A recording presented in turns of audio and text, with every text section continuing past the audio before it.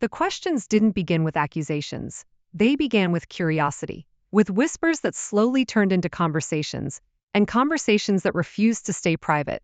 When people started asking where the money went, they weren't looking for scandal at first. They were looking for clarity. Over the years, Jamal Bryant had built a reputation as a dynamic preacher, a charismatic leader, and a figure who spoke often about justice, economics, and empowerment. That visibility made his financial story feel relevant to far more than just his inner circle. What many people forget is that religious leadership today exists at the intersection of faith and public accountability. Churches are spiritual spaces, but they are also institutions that handle large sums of money. Donations, offerings, partnerships, speaking engagements, book deals, and conference appearances all create financial ecosystems that can be difficult for outsiders to understand.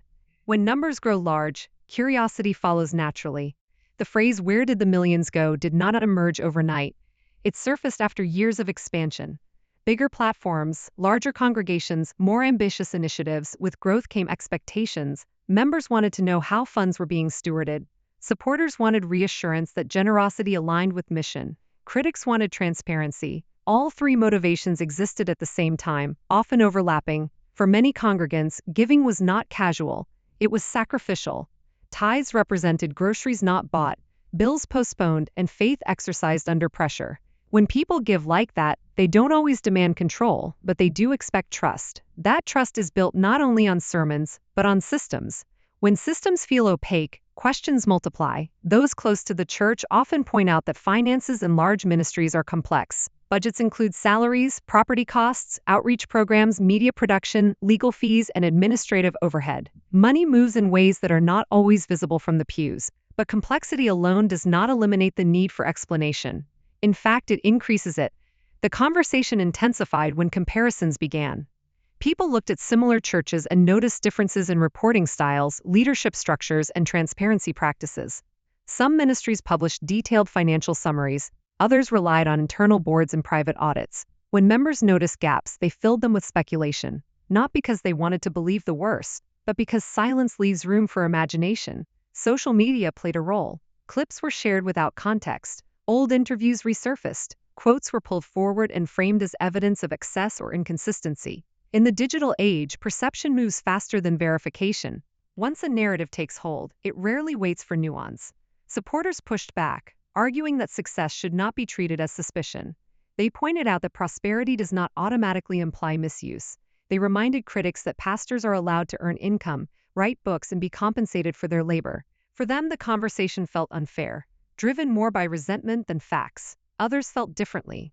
They argued that leadership requires a higher standard of openness. When a pastor speaks frequently about economic justice and accountability, people expect that same clarity internally. To them, the issue was not wealth, but stewardship, not earnings, but explanation. Behind the scenes, insiders describe a growing tension. Leaders balancing the desire to focus on ministry with the pressure to address public curiosity. Financial discussions that once stayed within boardrooms now felt urgent in the public square. Every decision was interpreted through a lens of suspicion or defense. It's important to understand that most questions did not begin with claims of illegality. They began with requests for information. How are funds allocated? Who oversees decisions? What safeguards exist? When answers feel delayed or incomplete, trust erodes, even if nothing improper has occurred. The phrase exposed often implies revelation of wrongdoing. In reality, what was exposed first was a gap between expectation and communication. That gap became the story. People were not reacting to spreadsheets. They were reacting to silence, inconsistency, and uncertainty. Financial transparency in religious spaces is emotionally charged because money and faith are deeply personal. Giving is an act of belief. When belief feels shaken, emotions run high. Some members felt hurt. Others felt defensive. Many felt confused.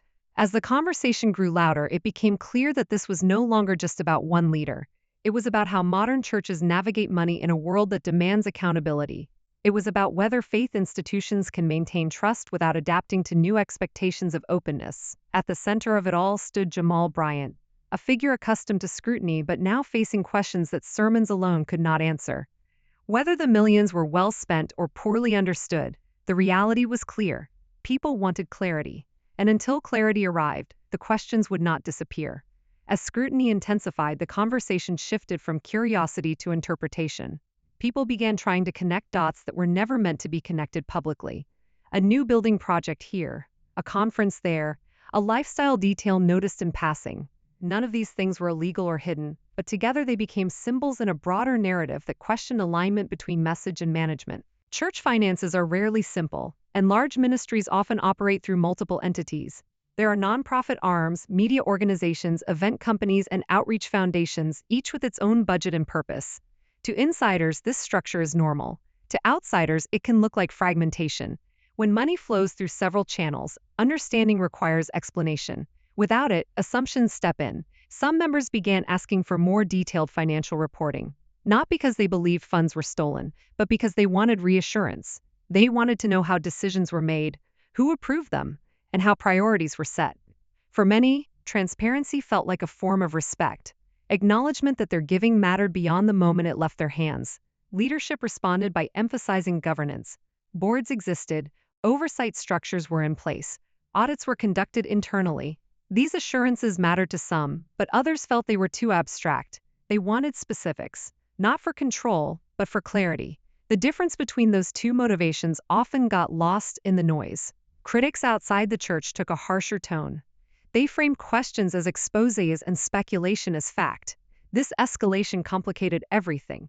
Genuine concerns were now bundled with exaggerated claims, making it easier for supporters to dismiss the entire conversation as an attack. The result was polarization rather than resolution. Supporters pointed out that pastors in large churches often carry responsibilities similar to executives. They manage staff, oversee operations, and represent the organization publicly. Compensation, they argued, should reflect that reality. Singling out one leader for scrutiny felt selective, especially when similar churches operated without public interrogation. Yet even among supporters, there was acknowledgement that communication could have been clearer. Silence, even when unintentional, created space for mistrust. In an era where information is expected to be accessible, withholding details, even for valid reasons, can feel outdated. The rules of engagement have changed, and institutions that fail to adapt often struggle to maintain confidence. Former members added their voices, sharing experiences of confusion rather than accusation. They spoke about not understanding how funds were allocated or how priorities were chosen. Some said they'd asked questions privately and felt dismissed. Others admitted they never asked at all, assuming leadership knew best. In hindsight, many wished there had been more dialogue. The phrase "where did the millions go" became shorthand for a larger concern. It was less about tracking every dollar and more about understanding the values guiding financial decisions. Were resources being used in ways that matched the church's stated mission? Were community needs being balanced with institutional growth? These questions lingered beneath the surface. Media outlets amplified the controversy, often simplifying it into digestible conflict.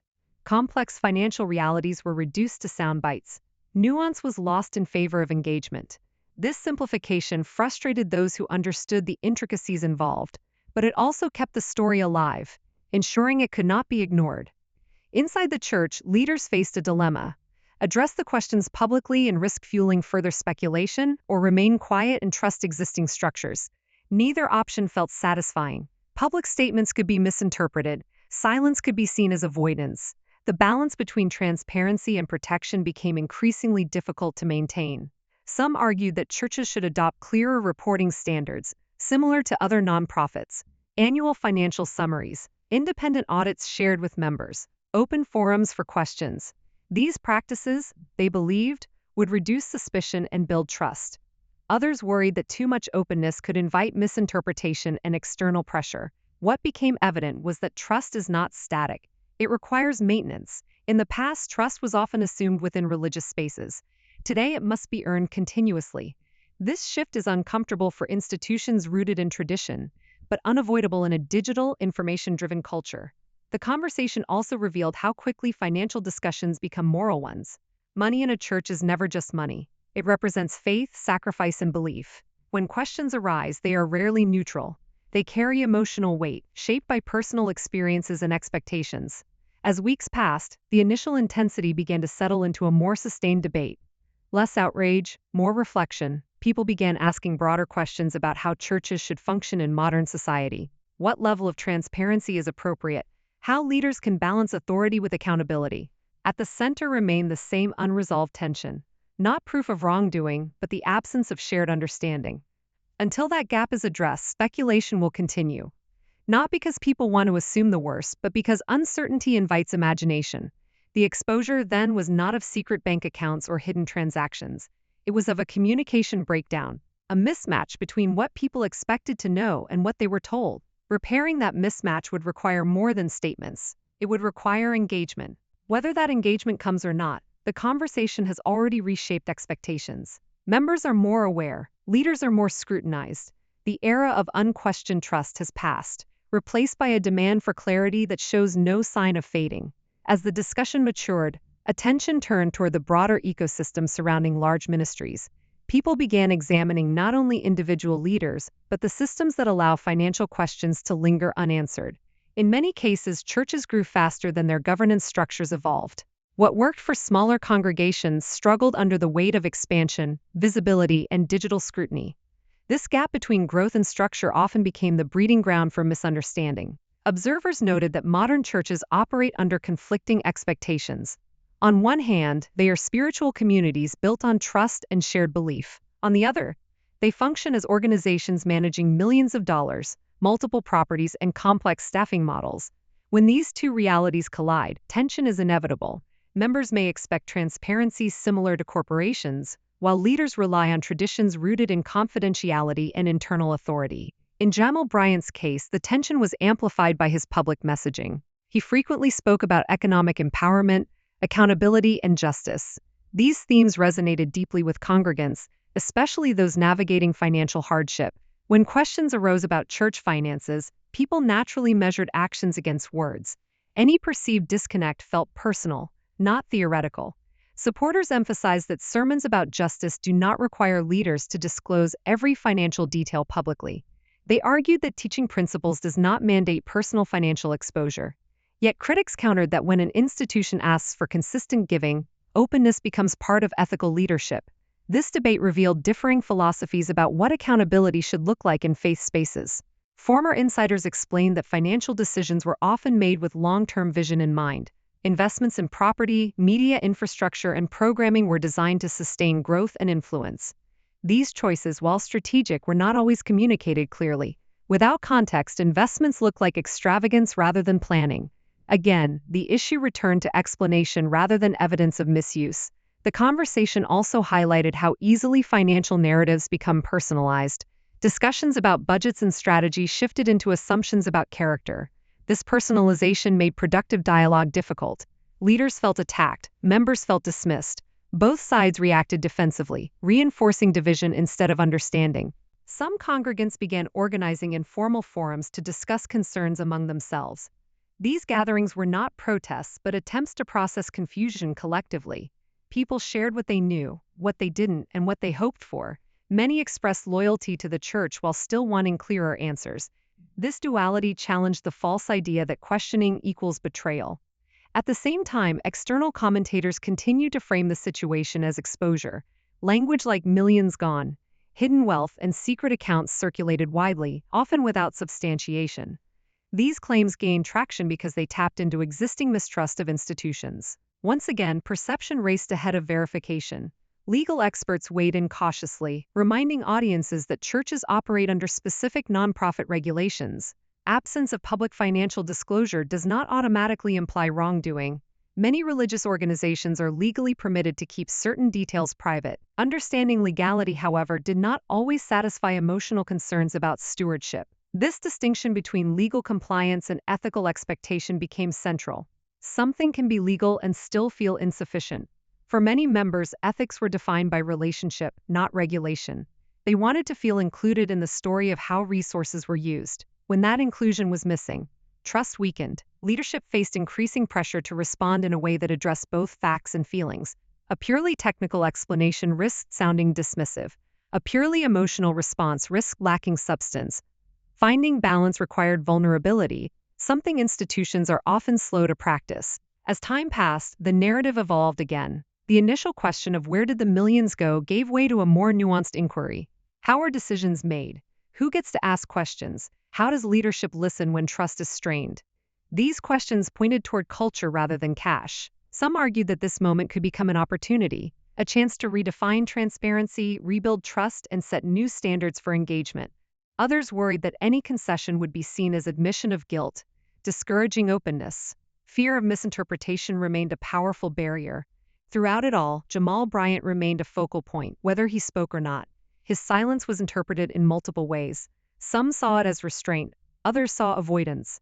In reality, silence often reflects complexity rather than intent. Leaders must weigh words carefully when every statement can be dissected endlessly. What became clear was that financial scrutiny is rarely resolved through denial or dismissal. It requires sustained communication. Not one announcement, but ongoing dialogue. Trust, once questioned, must be rebuilt through consistency rather than declarations. The exposure then continued to be less about uncovering hidden transactions and more about revealing expectations that had changed. Congregants were no longer satisfied with assumed trust. They wanted participatory trust, built through transparency and conversation. As the third phase of this story unfolded, one truth stood out. Money was the catalyst, but trust was the core issue. Until trust is addressed directly, financial questions will persist, regardless of the numbers involved. As the conversation settles into its final phase, attention turns to resolution rather than revelation. Resolution does not mean closing questions prematurely. It means choosing processes that restore confidence over time. For many members, the path forward is simple in principle but demanding in practice: consistent communication, accessible reporting, and spaces for respectful dialogue. When leaders explain decisions before rumors form, curiosity loses its edge. This moment also reframes leadership itself. Authority rooted only in position struggles under scrutiny, while authority strengthened by transparency endures it. People are more willing to trust decisions they understand, even when they disagree.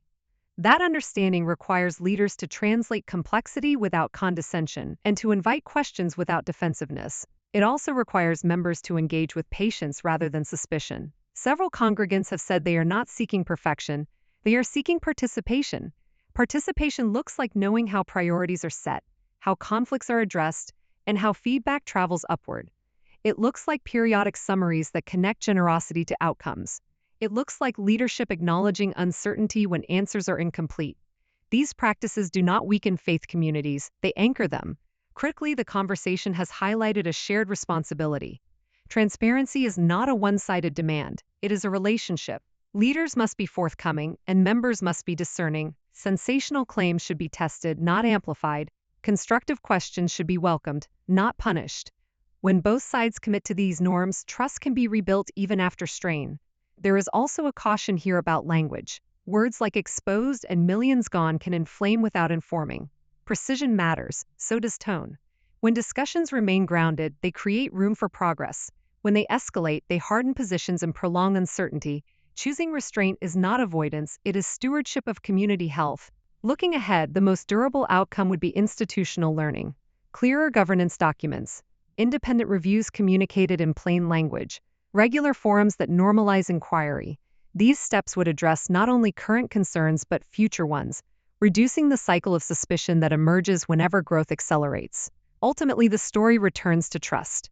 Trust is built slowly and repaired deliberately. It grows when actions align with values and when explanations match expectations. Whether or not every question finds a satisfying answer immediately, the willingness to engage openly can change the trajectory. If this moment becomes a turning point, it will not be because secrets were uncovered, but because dialogue replaced distance. The millions matter, but meaning matters more. When faith institutions model accountability with humility, they strengthen the very credibility that sustains them. That choice remains available, and its impact will be measured not in headlines, but in restored confidence over time. Choosing transparency now would not settle every doubt, yet it would signal respect for those who give, serve, and stay. Over time, consistency builds credibility, credibility rebuilds trust, and trust sustains mission. That sequence matters more than any single disclosure, because it turns stewardship into shared purpose and keeps communities focused on impact, integrity, and hope together.